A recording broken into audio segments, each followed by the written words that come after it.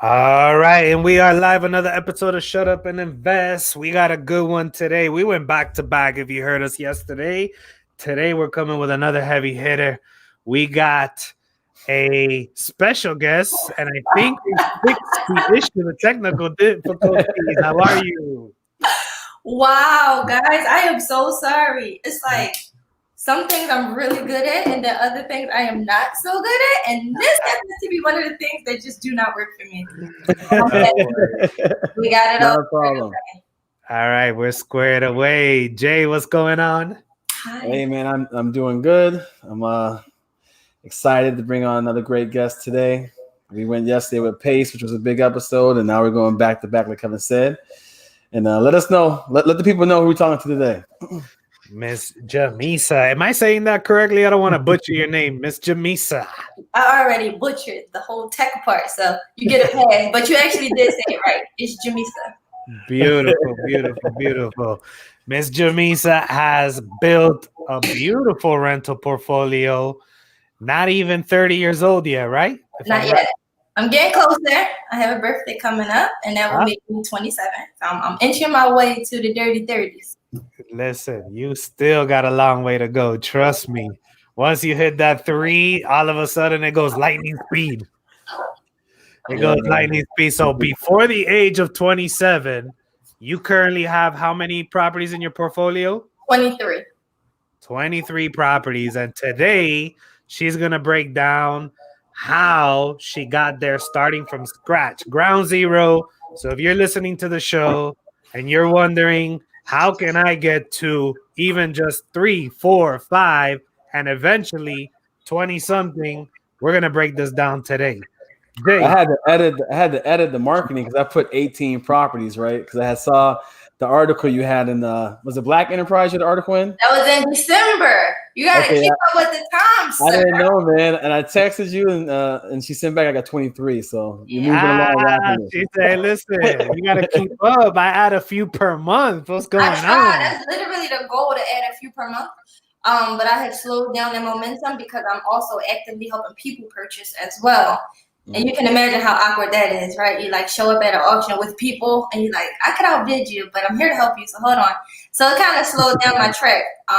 But I'm still moving at a good speed and it's working out really well for me. Awesome. So we'll get into all that because you are a realtor too, right? So no, just an investor. But I did go to real estate school. Okay, gotcha. And I was like, all right, do I want to split with the broker? Like, just to me, from where I was coming from, it just made more sense to stay as an investor. I really like real estate agents. I have really good relationship with agents, but financially, I just didn't feel like it made sense. And I didn't really have the time that it would take. You got to really tip your hat to agents because they have to rank up. Right. So you come in, you don't automatically get the $1 million listings, right? Everything doesn't work for you really well. And they really grinding it out commission wise. And to me, I was like, well, the first property I ever sold, I made 152 and that was all for me. And then when you think about just even the taxes, if I would have done a 1031 exchange, I could have deferred some taxes. I didn't, but I just felt like I would make more as an investor and I was actively making more. So I felt like to be an agent at that time would kind of backtrack me.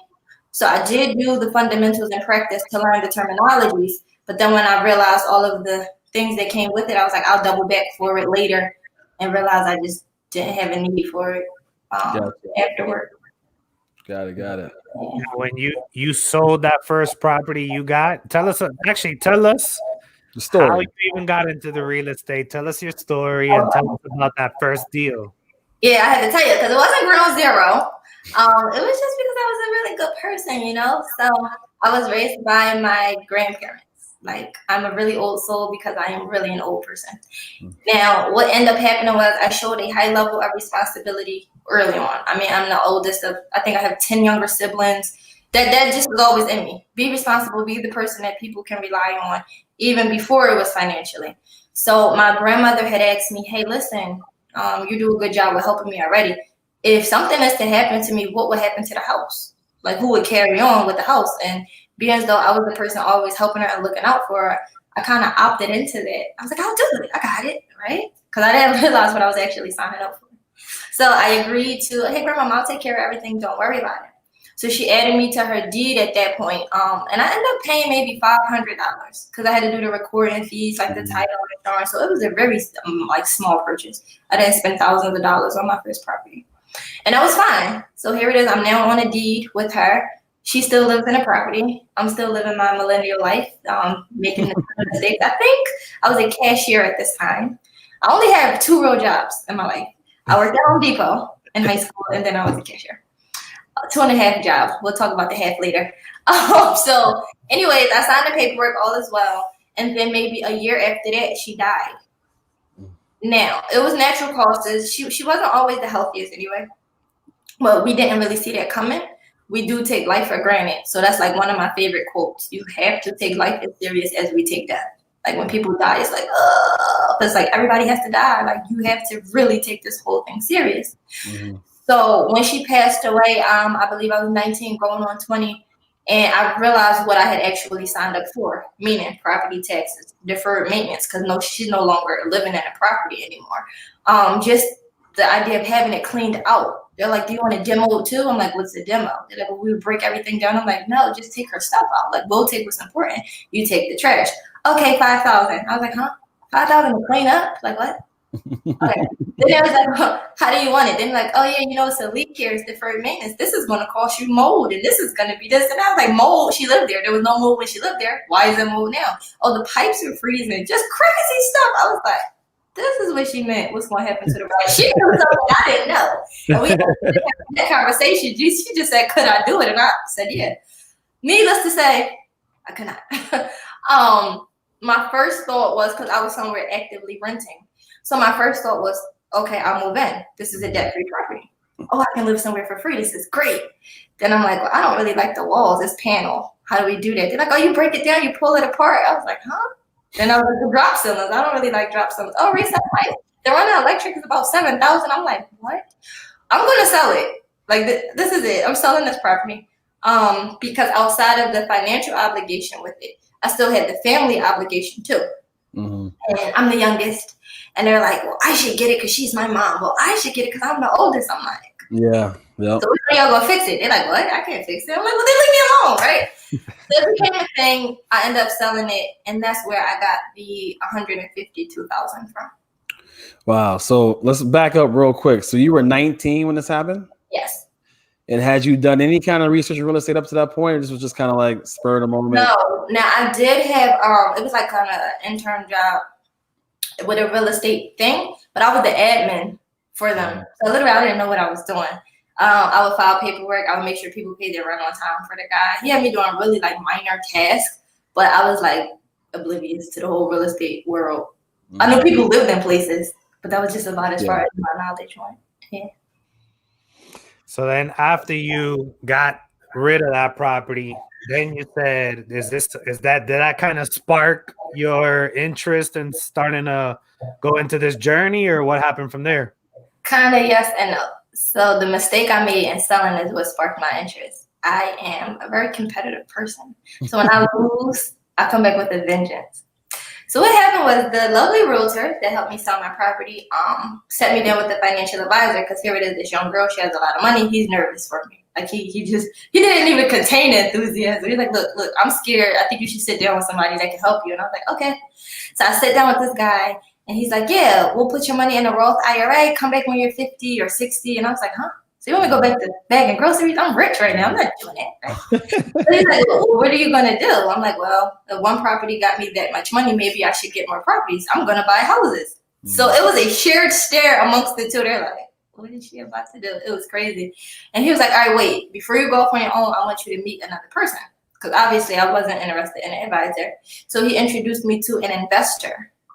And that was my first time making a differentiation between agent and investor. So the guy says, hey, listen, the agent said you wanted to buy houses. I sell houses. What are you looking for? I'm like, everything. What do you have? He's like, how much do you have to spend? I am brutally honest because I know no better. I have $150,000. And that's what happened. And I'm like, what's funny? Like, right?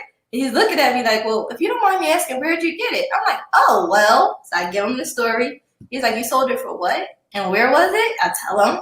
Like, you could have sold that for $350. I was like, no.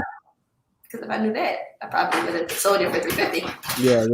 So what ended up happening was he told me all about the market and equity, and it was like a really quick crash course on investing and what my options were. So what ended up happening was I bought a turnkey. That was the first order of business. He had that. He had about 5 properties, but I ended up purchasing maybe 3 from him at the time. But he literally just said, hey, in that area, you should have been able to sell it for at least $350. It was valued at this. Do you see the rooftop decks? All of this in a really quick conversation. So I was like, okay, now I'm interested, right? Because what did I miss? That was really important to me. And that's kind of where I started off. So just then, hold on, give me a second. I'm momming too. I know. It's fine. Hi, Sage. Go ahead. It's okay. You can go. You can go. Thank you. Hey, Okay. Kevin's joining the club here very, very shortly. Are you going to be a parent? Yes, very, very shortly. So it's always good to give him some on-the-job training. Yeah, it's going to be really fun. It's a roller. You never know what's happening. It goes from 0 to 100 fairly quickly. In my house. Oh, my house too. You just had one recently, right? I do. I have 4 children in total. Okay. 2-year-old, 4-year-old, 6-year-old, 3-month-old until tomorrow. You collect the kids that you collect the properties. I'm done at this one. It's it. Obviously, we're not going to have another boy. Okay. We have 3 girls and 1 boy. He was the oldest. And he's like, let's try it again. But unlike real estate, you can't pick what you're buying. I had those 3 girls in a row. I had 3 girls in a row myself, and I was like, boy, nope, no boys. Okay, 3 girls. That's 2 it. older boys, but I had 3 girls in a row at the end too. So. That was it for you. You was like, okay, it is what it is. Like, the odds are not in your favor. So, but girls are pretty cool. Yeah, they're awesome. They're way more responsible. Way more responsible. What I love about your story, Jamisa, is that you don't see a lot of women hustling and picking up these properties without kind of the man on the team leading the way. And it seems the opposite in your story, right? It is. And it's crazy because it's a few of them. Like we have Aisha Selden. There's a few, I want to say 3 off the top of my head that I can name really strong women investors. But yeah, it really, outside of that, is a male-dominated arena. We got to get Aisha too. The crazy thing is usually behind the men who are leading is really the woman who's leading, if that makes sense. So guys, you have women, you know how it is. We are always the counselor. We are always the financial planner. We are the accountant. But you guys are the macho. You show up and it's like, yeah, break this wall, break that wall. Like if I tell you guys I'm a contractor, you wouldn't believe it. But no, I can tell you, hey, that's low bearing, move that, turn that, tweak, So that's why I like my story too. And especially because I'm young, because I want people to know, hey, it can be done both ways. Yeah. Now, how did you acquire so many properties without technically what you call a real job? Well, contrary to popular belief, investing is more than a real job. I work harder as an entrepreneur than I have ever worked on the clock. Amen. Would I take it back? No, I would not take it back. I would not start over. But so what ended up happening is that one year with the 152, I bought 9 straight off the bat. I literally spent almost every dollar I had at that 152. I have a really good gift of not being attached to anything materialistic. Naming money. I came from very humble beginnings, so I know exactly what it feels like to be broke, which is great for me because I know how to survive on bare minimum. I know how to do that. So when I had that money, I was like, well, technically it ain't mine anyway, right? It's kind of free. I just got it. Let me see. And me taking on that fearless approach, I was able to purchase a variety of properties really, really quickly. Now, in that, I realized a lot of things. One, you should do research because some of these properties I purchased sight unseen. Some of these were really good deals. Some of these were not really good deals. So that gave me a broad spread of information. I got to dissect each property individually. Okay, which is this one? This is the turnkey. What is the turnkey? How do you? Okay. And can you not come back until I'm finished? Nobody stole the popsicle. She didn't steal the popsicle. I told her she can have the popsicle. Yes, you all can have popsicles. If you don't come back. If you come back, I'll eat 3 popsicles all at once. On camera. They will see me eat all of your popsicles. You close the door for me? Thank you. This is not robbery, by the way. It is we just took a peek of your negotiation skills. Now I'm there going. We don't even hear it. So as I was purchasing, I got a chance, like just firsthand, to see what it was that I needed to see. And experience is the best teacher. So I could buy 100 houses at once. No two deals are going to be the same. Mm-hmm. At all.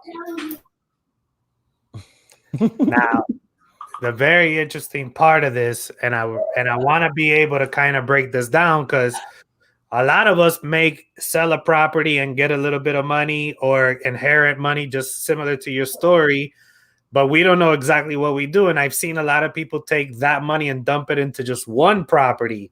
Yes. You spread it around and were able to pick up 9 properties. Tell me a little bit about that and how that worked out and how much you were giving, what kind of financing. Break that down a little bit. Okay, so I think that just more ties into mindset. What you said, a person will get money and buy one thing. That's like a consumer mindset. And at the time, I didn't know that I had an investor mindset. I didn't know what I was doing. But as I went on, it became really strategic. And I was like, oh, so what I was doing is actually a thing. I started to play Monopoly. I was house rich and cash poor at the end of that first year, right? Yeah. So what ended up happening is I sold the weakest one in the portfolio and said, okay, buy 2 more instead. And that's how I collectively was able to do it without having to pull in, because I only had 1 mortgage, and that's recently. I just got a mortgage for my primary. But I literally just moved the pieces around. I would sell a property, I would buy 2 more. I wanted turnkeys. They were more interesting to me because I'm a mom, right? I do not have time to yell at people. At that point, I didn't know what construction really consisted of, and it was a little intimidating. So, okay, she's already paying rent. Well, how much? Oh, I don't have to fix anything. She's already paying. Yep, give me that one. Give me that one. Give me that one. And it just kind of made more sense to me. But again, that just comes from my beginnings. You always maximize opportunity all the time. So here it is. If your grandma gives you $5, you could be the kid that goes to the store and gets the chips, the popsicle, the juice, and the sandwich. Your 5 is gone. Or you can be the me and say, I'm going to save this and buy one thing each day for $1. So now I was able to use my $5 throughout a whole week, and your $5 is gone. And that's really my real life. So I literally just did the things that I have always done. It was just now being done on a larger scale. So that was pretty much it. So the first property I picked up was a turnkey. The second one was a tree house. My baby, I call it my baby. I put a tree in it because it was $6,500, and I didn't feel like I needed to see it because it was $6,500. Nowhere in my mind did I think, why is this property only $6,500? No. I didn't get the whole idea of if it's too good to be true, then if it sounds too good to be true, then it is. I got it. Later on, I figured out why it was $6,500. The house after that, I got off of a guy on Instagram. Because remember, I told you I found out a new term, which was investor. So I went on Instagram and followed everybody who had the word investor in the name or in the bio. Everybody. So I meet this guy. He has this picture up on Instagram, and he's like selling a house, and I'm like, I want to see it. I go and negotiate. He was asking like maybe 60 or something. I talk him down. We had like 49ish. I'm feeling good. Like, oh, I did it. I negotiated. We get to the closing table. Fast forward after the paperwork is signed, and I see the Instagram guy, and I see another guy signing a bunch of papers. I'm like, well, who's this guy? Are you partners? He's like, no, that's the owner. I'm like, oh, well, who are you? Instagram guy. He's like, oh, I'm a wholesaler. I said, what's that? He said, oh, so the assignment contract. I was like, huh? All right. That was a $15,000 wholesale listing. At the table, 5 minutes flat. Needless to say, it never happened again. I learned very quickly the difference between agreement of sale and assignment contract. I was literally a crash test dummy. And it's still, and my lessons literally came just like that one did. Wow. So real quick, a couple quick questions. First of all, you're buying in what areas? Philadelphia. Okay, so all your homes. Philadelphia. All your homes are outside of Philadelphia, inside the city of Philadelphia, outside. Inside the city of Philadelphia, I have 2 that are in Chester, which is like outskirts of Philadelphia. I have 1 that's in Atlanta. That was a very random purchase. Let me see. I have Atlanta, Philadelphia, and now I live like upstate Pennsylvania-ish, which is more like suburban, but it's really good for Airbnbs and stuff like that. But the bulk of my portfolio is made up of Philadelphia properties. Got it. Okay. And the very thing that the interesting thing that I see is you got a house from your grandma, right? And you sold that house, right? I did. So your first transaction, you kind of sold it. You didn't wholesale, but you sold the house. But then quickly you turned into becoming a investor and an owner in cash flow, right? How did cash flow become so in the forefront of your mind, where you went from selling a house? A lot of people sell a house, make 150, and they'll get so stuck on making that 150 or 50,000, and I'm a wholesaler, I'm a flip. You're like, no, I'm going to buy homes, create cash flow now. Yeah. And you were like 20 years old. So my thought wasn't even cash flow. Well, that's what you would call it, but mine was more stability. What can I do to make more with doing less? You rent out a house. You don't have to do anything. When you think about flipping, I watch HGTV like everybody else.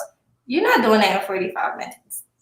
I don't think people ever went into the inside of an abandoned property. Like when I talk to new investors and they're like, I want to flip houses. The first question I ask is, have you ever saw an abandoned house? And they're like, no. I'm like, yeah, you don't want to flip houses. You don't. If you have not saw a property that needed a full rehab, then you don't even think, like, you don't know. You don't really know what it is. So my first thought was literally going in, I wanted stability. And then maybe, but that was the first year. I want to say maybe 2 years or 2.5 years after that, people started to notice me and the things that I was doing, and they would ask me questions. And I would answer the questions. And then that would be followed with a call. Oh my God, thank you. I made 60,000. Oh my God, thank you. This worked. I made 100,000. Oh my God, thank you. I was like, what the hell is going on? And they was like, oh yeah, you're actually teaching people. Like they were actually learning from what I was going through and making a lot of money from it. So the thank yous started to be followed with invoices. And then eventually, the Rosebuds brand was birthed because my grandma's name is Rose. Yeah. And then that brought in a lot of cash flow really, really quickly because I'm learning how to pick up properties for $600 now. I'm like learning how to navigate auctions now. People don't understand. They'll say like, you're the queen of sheriff sales or the queen of tax liens. I only knew about auctions because my grandma's house was always for sale at an auction. So I said, oh, we got invitations to this party. Let's show up and see what's here. I get there. I get a property for $1,700. Now, at this point, I feel like Kanye, I got the bag, right? So $1,700 is nothing to me. I'm like, $1,700? What did I just win a $1,700 property? Then here's the kicker. They say, you don't have to buy the house. You just put down a deposit. You can give us the rest in 30 days. I was like, what? So you mean to tell me all this time, if I had $600, which I had, even working at ShopRite, you get $600 if you know how to save, right? I bought my first car at ShopRite, so I always knew how to save. And I said, well, all this time I could have had real estate? Are you like serious? That became a thing. So I'm telling everybody, hey, you should go there. They have the properties for $600. This is the thing. You should go. And people are like, now flipping it because that's a form of wholesaling for them. Mm-hmm. Now subconsciously, I don't know what's happening. I'm just putting stuff together because I'm living through it. And usually when you're living through something, you don't really take a moment to realize what's actually going on around you and what's happening. But when I was able to take a step back, I was like, wow, this is crazy. I just kept going. It was like a roller coaster. Let me ask you a question. Let's back up to the auctions here. Are we talking about tax lien auctions? Are we talking about property auctions?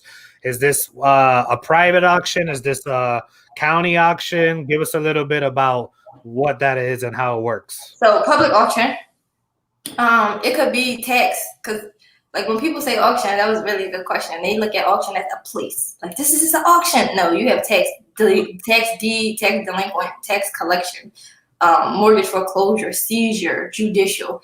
In a nutshell, auction is a place where properties are being sold below market value because they have defaulted on either taxes or mortgage. It's one or the other. Yeah. The only difference in the names is the discrepancies in the rules that are involved with that specific auction. So some auctions will give you a lien on a property, meaning you will be first priority lien holder, but you are not owner of that property. You don't actually get a deed. Then tax deed is like, okay, you'll get a tax deed, but it won't be like an official deed of trust. It's just stuff like that. So that's what makes the difference between all of the auctions. I was specifically talking about tax auctions. In my opinion, depending on the one you choose, by far that has been the only place I've been able to get properties that low. Like I'm talking about dirt cheap. I have a 7-unit for $2,000. That was from a tax auction. A 7-unit for $2,000? $2,000 flat. Tax lien? That just was an outright tax auction sale. Okay. So I didn't have to put lien on it. I didn't have to evict, or I didn't have to go to court and fight for a deed. Like I paid, I got deed. It's in my name. Cool. For $2,000, 7 units that are now cash flowing you. No, they're not cash flowing yet. I gotta fix them up. But when I'm finished, that one building is gonna bring me about $450,000 because I'm gonna do transitional housing with it. So I won't just run out because it's gonna be a little odd. I was thinking it's 7 whole units. No family is gonna need 7 units to themselves. So then you would get into rooming houses. That was a little awkward. So the more appropriate way to go about that was to me transitional housing. Yeah. Like that would make sense because that was more appropriate for the whole rooming aspect of it all.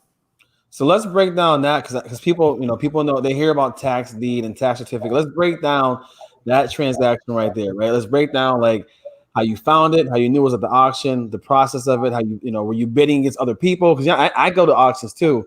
You got a lot of people that are bidding those properties, right? And so, you know, kind of give us a breakdown of that whole process. So I look for the ugliest houses in the world. I look for the houses that people are afraid to purchase because then I don't have to deal with that much competition. So for people in the world who are considering auction, so you guys are listening to this, obviously it's live. The things that you want to consider is, one, do you get that property debt free? So before going to auction, I already know if this is going to be a tax deed, a tax lien. I choose to go to auctions that will give me this property without the hassle. I want the deed. When I buy this house, I want it to be my house. So you check for that. The second thing that you check for is, hey, do I get this property debt free? Some people get really caught up on a number aspect of it, like, oh, I got a property for $2,000, but then it comes with $40,000 worth of debt. So you got it for $42,000. So you have to call a spade a spade. The next thing I look for is, hey, do I have to put down a deposit? And then if so, how long do I have to come up with the remaining balance? That presents an opportunity to wholesale if necessary, or like make sure you got the funds, you know, going forward. This is a way to kind of figure out how high you'll bid when you go in. Because much like any other investor, I do the 60% rule. I know that the standard is like, what, 70, right? 70% of the ARV? Yeah, I think so. Here. Yeah, I'm like real cheap. So I do 60. Yeah. This is my cash. Leave me alone. That's 60. I said 60. So I kind of run my numbers before going into it. And then I make sure that there's no redemption. Mm-hmm. So that's another thing that it's like literally 5 key points I look for when choosing which auction that I'm going to go to. Check the list off to see, you know, what auction this is going to be and what discrepancies I have to look out for. And I go in and bid. Now, you have to keep in mind that when you go to auctions, a lot of people that are there have been there before. So they have habits. Some people go in based off of after repair value. Hey, I'm only going to bid on properties that are worth $200 or more. Some people bid on properties based off zoning. I'm only going to bid on properties that are multi-units. Some people bid on areas. So you'll kind of pick up who wants what. But when they're auctioning off $1,000 a month, there's something for everybody. And I think just coming in, and I don't want to say like with a desperate mindset, but again, with my little struggle mindset, I'm going to get whatever I can afford. I'm getting whatever I can get. I didn't really have a name or face to what I was looking for. I'm going off numbers. 1,700, give it. 2,000, give it. And then I realized, okay, that's the thing. This is pretty safe. Because most of the higher investors, they don't really have time for the smaller things, right? What you have to understand is being a product of gentrification, I kind of know how to identify it. You get the cheap properties because that's what they were doing. Mm-hmm. I got there kind of in the middle where though the properties were selling for the 300, 400, so they didn't want to start all the way bare bottom. So they was kind of bidding in the middle. So I was like the bottom feeder. That worked for me because again, my strategy was different. I didn't need the flip. I needed to fix this up, make it rent ready, and make my money. So going in, I didn't really have to compete with them because I was doing a completely different thing from them. Usually, how soon are they releasing addresses so that you can do enough research in your area? Well, I can see COVID just kind of, you know, put a blue. Yeah, it's totally different now, yeah. But usually you can see the properties like 8 months in advance, a full list. Like I can see, even now, even with COVID, I can still see it. So the live auction, the last one was February 20th. So in February, I could see to December.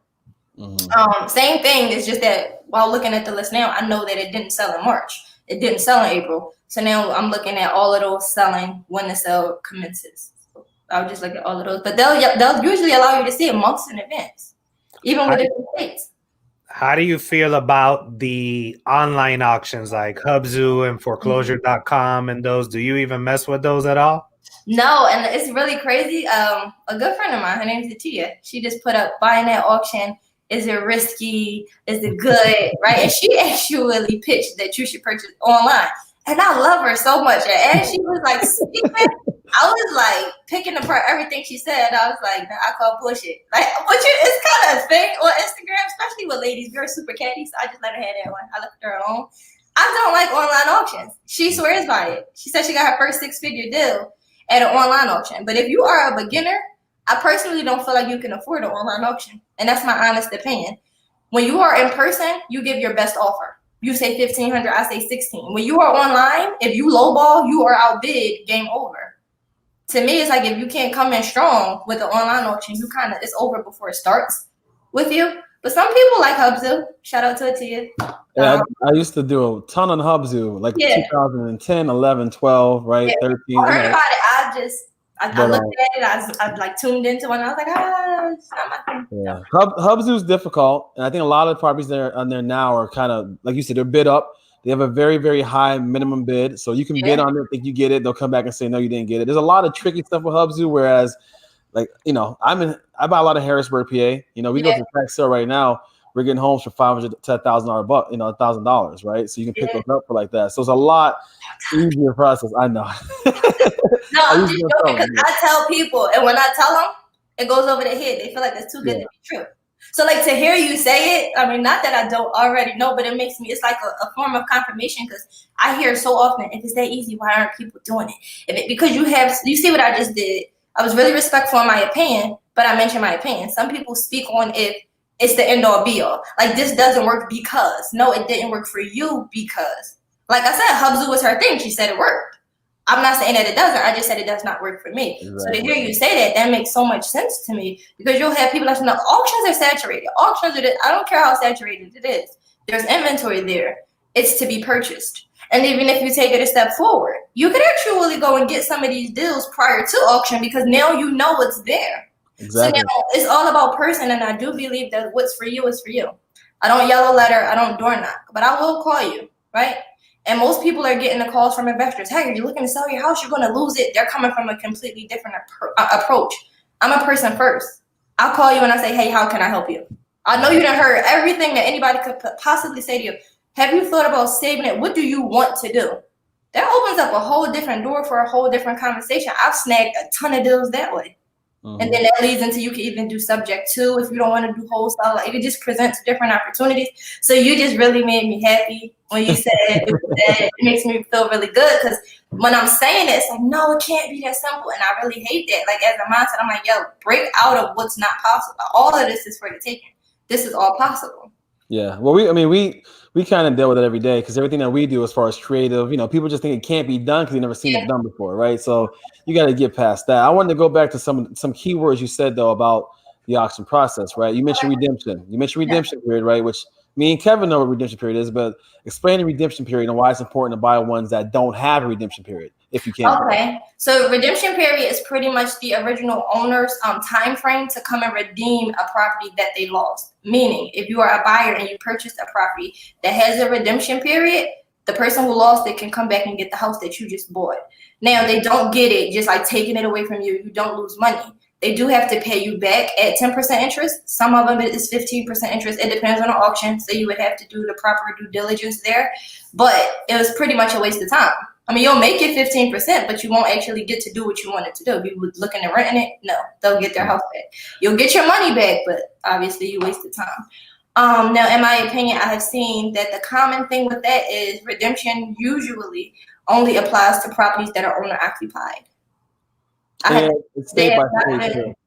It's state by state, so make sure you check your state. Because, like, for example, in Michigan, it's a 6-month redemption period, but then it goes up based off how much equity is in your house and if you're owner occupied. So if you have a lot of equity, it could go up to 9 months, right? Whereas some states there's zero redemption, and as soon as you get it, it's like with Philly, if it's not owner occupied, it's abandoned. There's no right of redemption, so that's involved. Remind me not to go to Michigan.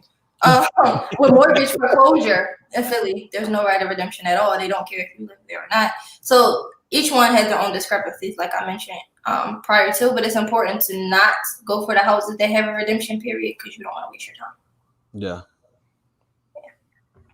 Perfect. I like that. So out of your portfolio, how much of it is made up of tax auctions? And then is there any other ways you've picked up your properties and you like, and you're, I guess, now partnering with people to do it as well? I wouldn't call them partners. I'm just teaching. I'm the educator here. So when you say purchase from auction, do you mean I actually went in and bid? Because I also get them off the list prior to, but that was still considered an auction property because I got it from the list. So I want to say half and half.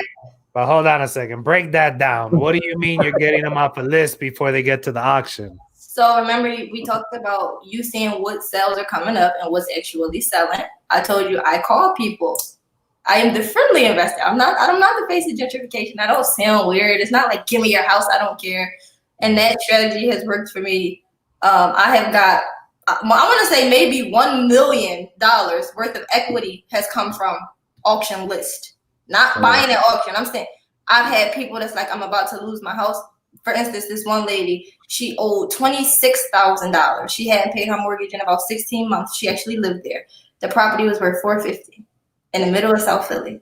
I don't know what to do. And, you know, older people are so funny. These mother effers are trying to take my house. I'm like, it's technically your house, kind of, you know, not the property.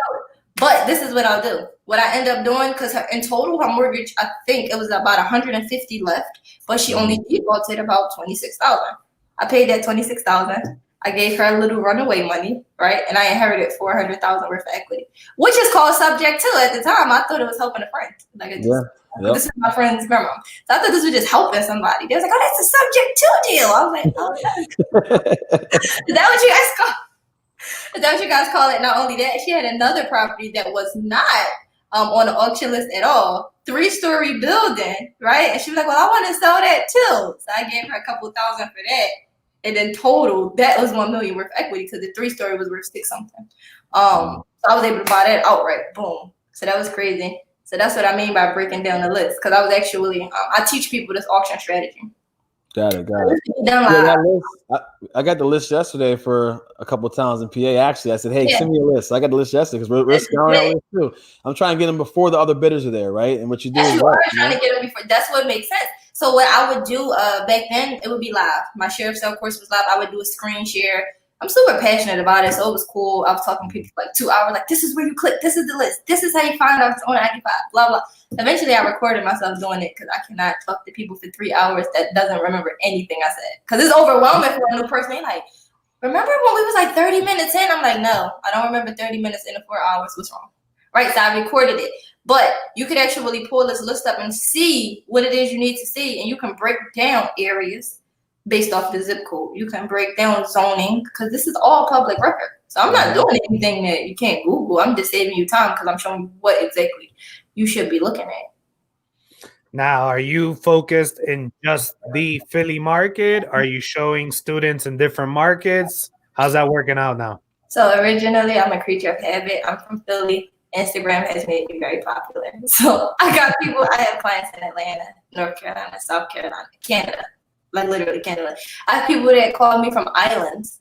Somebody called me from Qatar. We had to do Zoom because we couldn't talk. I said, where's Qatar? I had to Google it. Like part of my ignorance, I'm telling you, I was like, Qatar, what's that?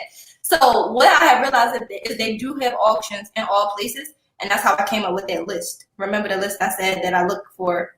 Yeah, because this strategy can be done anywhere. Just depending on where you're located, you'll have to change the way that you handle going to an auction. But, I'll help you anywhere. Real estate's black and white. You have houses, you have numbers, and you have a need for people to live in places. So it's pretty simple. We got a couple questions. Let's bring up a couple here. Candace is asking, how do you deal with tenants and keeping the property up to par? Do you budget for when a tenant moves out and leaves it in a bad condition? No, I'm young, wild, and free. Should you budget? Yes. Me? No, I'm not gonna lie. I'm really impulsive. I don't know if that's a good thing or not. Starting out though, yes, you should budget. So legally, what ends up happening is when you are a landlord, you need a rental license. That's something that you purchase. You need a lease.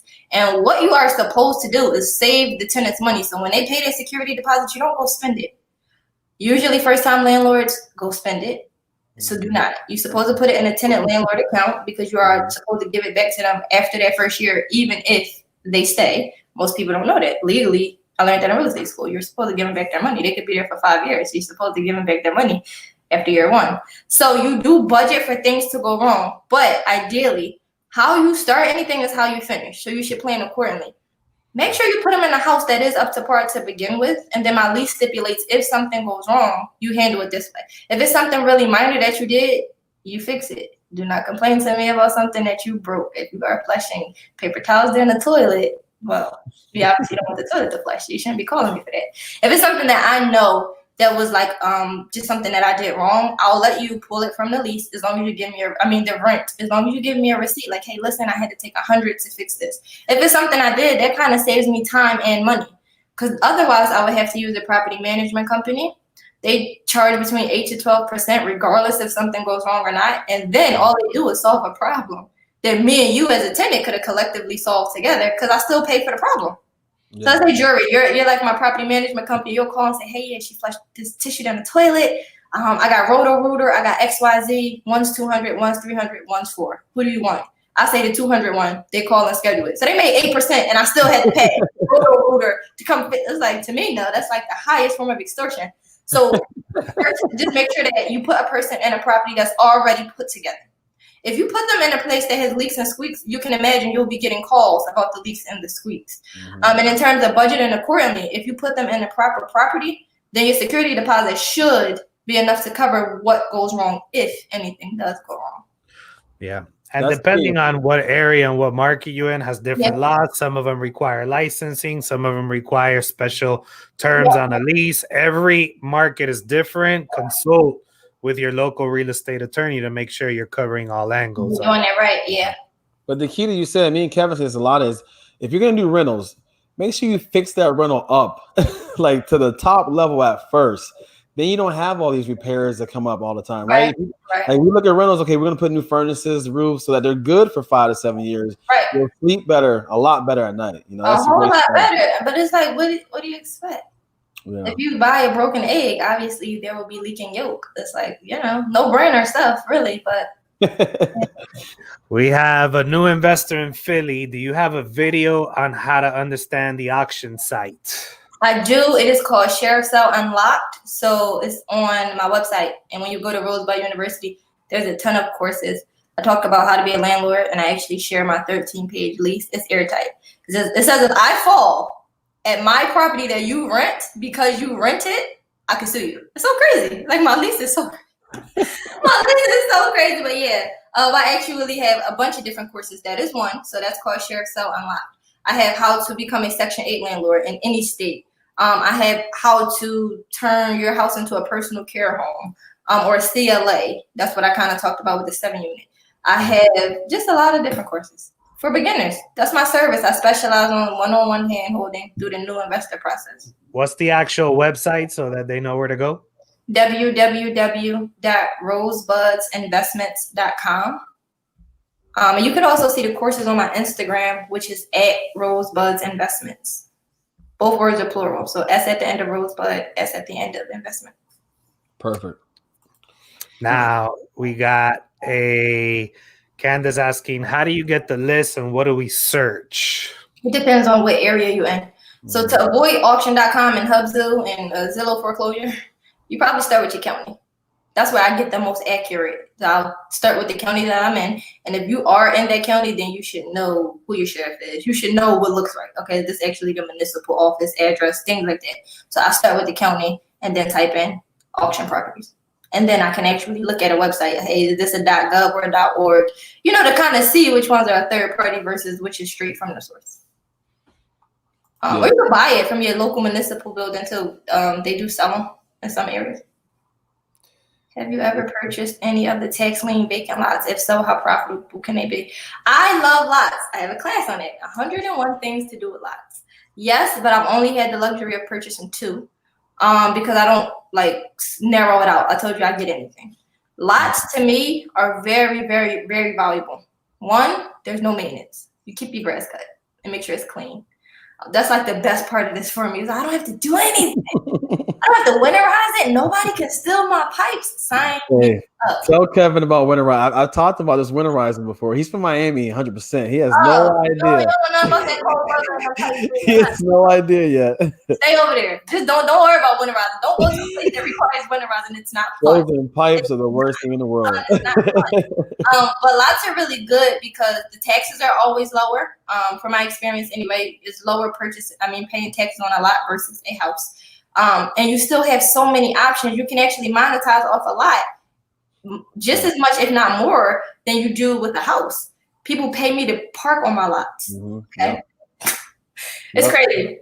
Depending on where your lot is, you can actually build a parking lot or just have people, hey, I don't want to pay 2-hour parking. Can I drive up on your lot and pay you instead? Absolutely. Run me the bag.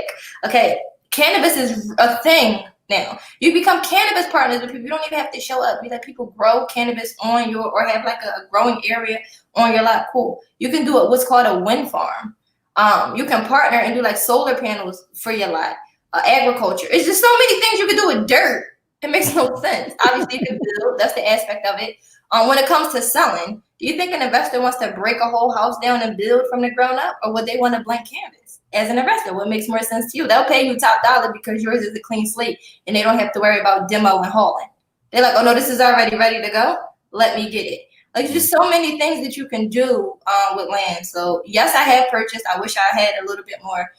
But like I said, for me, my hands kind of tied with the auction. I take a couple people every month, and when they be bidding, I'm itching in my seat like, can I bid on this one or no? They're like, I want it. And I'm like. So wait. So you're actually teaching people this, right? And then you're taking it to the auction. The auction's where you bid at, and you have to hold back from bidding because the people you're teaching are bidding at the same time. Yeah, and it's really weird because I know I'll win. And it's like, I can't charge you to teach you something and then like slam dunk on your head. Like, that's just not how that works. So when I do get a chance to go in by myself and nobody's there, I do still bid at auctions. But for me, it's been me working the list now. That's how the list became really important to me. Because let me get some of these before I take these clients here because I need me some more houses. So yeah, I can't bid as often as I'm used to, not for myself anyway. Jamesa, question. A lot of people are listening today because if you, now knowing what you know, had to start from scratch and do it all over again. Now, you told us your story and it was a lot of trial by error, bumps and bruises, not even realizing you're doing sub 2 deals, not even realizing what you're getting yourself into, but figuring it out. That's what I've gotten from you. That's exactly what it is. Your superpower is solving problems. Absolutely. It's the right one. Taking that experience and now going back from scratch, starting at zero, where would you start? What would you do? What would be the action steps? Okay. So the one thing that I would do exactly the same is I would always go. Don't ever get the analysis paralysis, the trying to figure it all out. If I would have got caught up in that, I probably wouldn't be where I am because there's so many things to tie you up and make you feel overwhelmed. I would purchase multi-units more. The very first thing that I would do is I would get a mentor. So for women, because I got two different answers, one for women and one for men. Women, we tend to be like, and don't kill me, we tend to be super emotional about things. This is business, right? So when looking for a mentor, it's always, who can I trust? It's like you're not in it to really trust, you're in it to kind of learn. And you can pick apart what feels right and what sounds right from what does not. But if I had a mentor and actually just decided to learn from everybody who spoke or everybody who taught and just depict what was right for me, I would have been better off. I had a habit of not listening to people if I didn't like their delivery. If I don't like how they made me feel, oh, you're mean, I'm not listening to you. Like, it could have been a different outcome had I just went in clear-minded, right? So I would always say, like, the first thing that you do is get a mentor. Not every mentor is like somebody that you have to pay. I have mentors whom I've never met. Go on YouTube, listen, learn, but execute. Make that a point to execute. That is like my gift. I learned something, I hit the ground running, let me see. I do not acknowledge failure. So it's either I learn something and earn something, or I figure out what not to do next go around. And then I learn and earn, you know?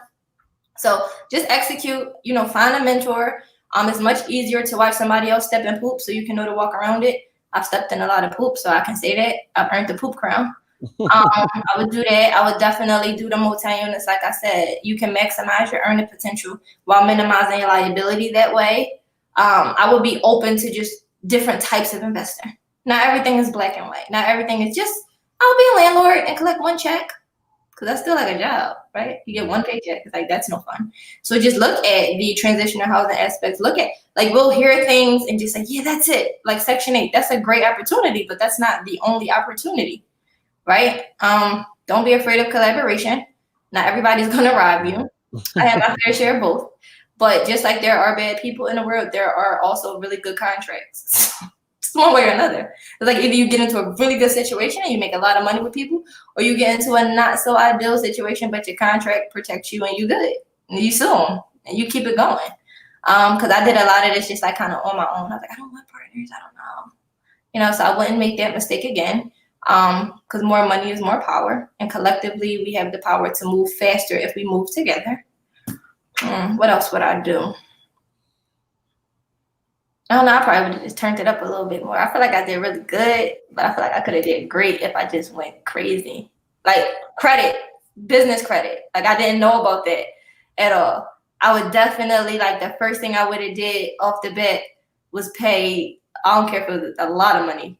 I would have paid the vast majority of what I had to make sure my credit was straight so that I could get in business credit because that's a whole different world of different equitable options and different capital. I didn't even know you could buy houses with credit cards. Now that I know, I'm like, redo.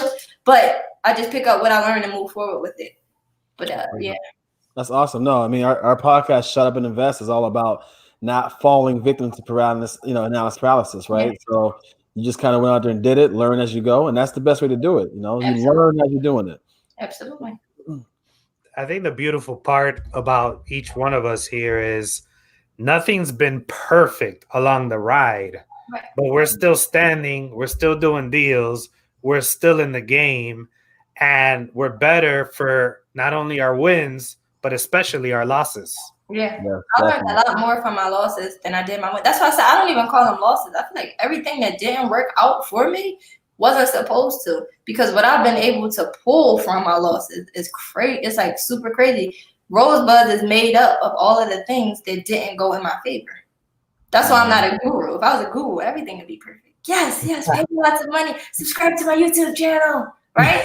But because I was able to lose in certain aspects, I was able to learn how to navigate through them. And that's where the magic is. Yeah. Well, I'll tell you what, you're about to be 27 years old. Yeah. You got 20 plus properties in your portfolio. What is in the future? I mean, what are the goals? What does your New Year's resolution list look like?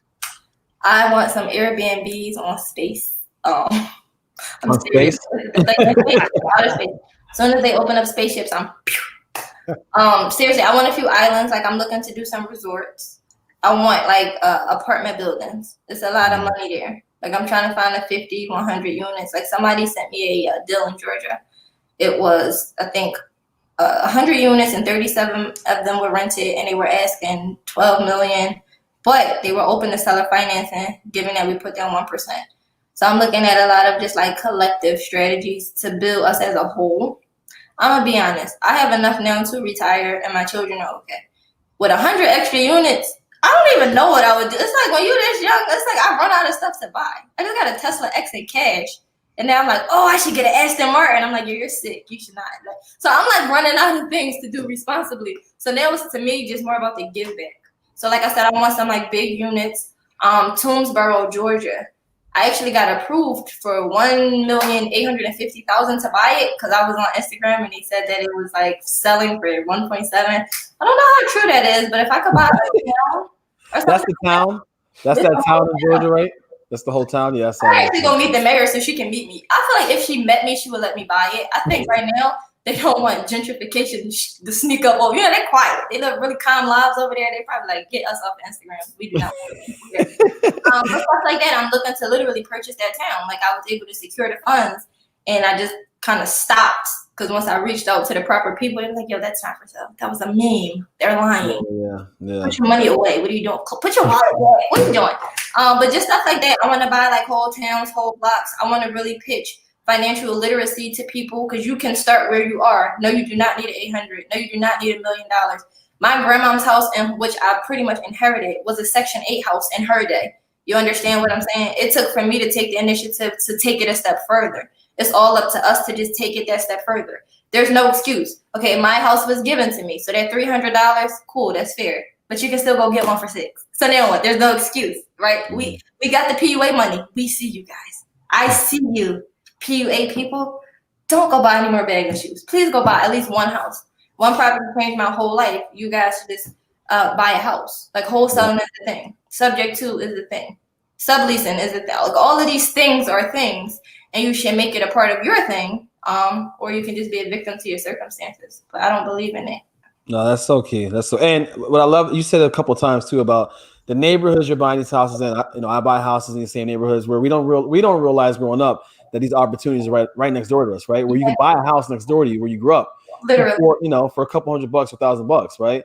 And no one else is buying it, right? So that's why I've dedicated my life to going back to my neighborhoods, buying them, calling them on seller financing, right? And teaching people, hey, take $3-5 grand and buy this house, right? Or take a couple $100 to buy this house. So that's a huge take 3-4 friends. I mean, they're not really your friends if you can't get a bag together. Same people these are like your friends. You guys go do all types of stuff together. You don't want to build like a foundation for legacy and wealth together. To me, it just kind of makes sense. We always talk about what we don't have.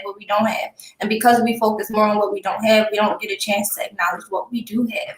And opportunity is everywhere. I mean, it doesn't say opportunity, so we're not actually really looking at it as actually. It says opportunity zones everywhere. It says opportunity zones. You're absolutely right. So maybe they're just, not looking into it. But yeah, so I'm like pitching the financial literacy thing, buying back the hood, buying back blocks, just not working so much. Like I think COVID was an eye opener. You guys like can agree that people really bust their behind to go to work, for nothing. Like COVID came and was like, I control what you eat, where you live, what you do. And they're like, all that work is pretty much in vain. But it's like, why not put that much time and energy into yourself so that you can have something for yourself or for your family, especially with women. Like we always say, I'll do anything for my children, but it's like you're doing everything except what really needs to be done. If you drop dead right now, they are not going to be able to clock in. They're pretty young. What did you have to leave them except a W? What is it, a 4 or a 2? What do we get? The 4, the 2? We get 4. I don't know. I don't know. It's been a while, right? I haven't got a W anything. It's such a long time. But I mean, like the thing that the workers get, I think it's a 4. It's a W too. It's a 2. Whatever. You can't get it to a 6-year-old. That's the point, pretty much. Can't get it to a 6-year-old. Yeah. No, you gotta leave ownership. You gotta leave something back. So. Yeah, which you do not control. So. Misa, this is your Instagram right here. You want people to follow right here. This is Rosebuds Investments. This is how people can connect with you, correct? Yes, that is me. Looking like a superstar. I love what you're doing. You are taking on new students all the time in different markets. I am, and I give out information all the time. I talk trash on my lives every time I get a split second. It's like, wake up and do it. I think in that picture in the middle, I talked about how I got an invite to a private mastermind, and I have a 3-month-old. And they was like, I know you have a baby, you probably won't make it. I was like, pack. I packed us up, and we went. So I kind of just always, I practice what I preach wholeheartedly. So even if you just need a little bit of motivation, because not every day is going to be a good day. I don't care how much money you make. Every level has a different devil. Okay, it's all fun and games to be a 6- and 7-figure earner until those tax bills come. Right, but no matter what, you have to keep going. The world is so broad, and it was put there for us to take advantage of and to have pieces of. So that's pretty much what that Instagram is about. Awesome. We got Jamisa. Your story is incredibly inspiring. I've been looking into tax lien for a few years. Now you've given me the confidence to go for it. So thank you. You are super, super welcome. I'm looking forward to your success. Just start anywhere. It's like you're either going to do really good at it or you're going to suck at it. But if you do bad at it, you're going to know what went wrong. It's not like we fall and don't know what tripped us. Like, So just go for it. You really have nothing to lose at this point. Even if you had everything to lose, you always got a new day to come back and, start over. So, yeah. We are definitely going to bring you back in a few months. Check in, see what the latest and greatest is. All right. 1 hour with you is definitely not enough, but we appreciate you. If you guys appreciated this, make sure you follow her. Make sure you leave comments on the YouTube. Make sure you share this. We need to spread the word. We need to buy up the block. Yeah. Jay, you want to close us out? Hey, I just appreciate you coming on. We met you about last year around this time, right? We met you in Miami. You came down. And I know we've been talking about having you come on for a few months. So I'm happy that, I know you got a lot going on. You got the kids, the business. We don't mind the kids coming on the podcast because we all got them. Cool. You see my negotiations? They're foolproof. We have not heard a kid in a long time. Right? I don't know how many popsicles are going to be missing when I go check and freeze it. Hey, you got to do what you got to do. But thank you for joining us, man. Such a great story. We appreciate Thank you guys for having me. And just thanks for the podcast in general. It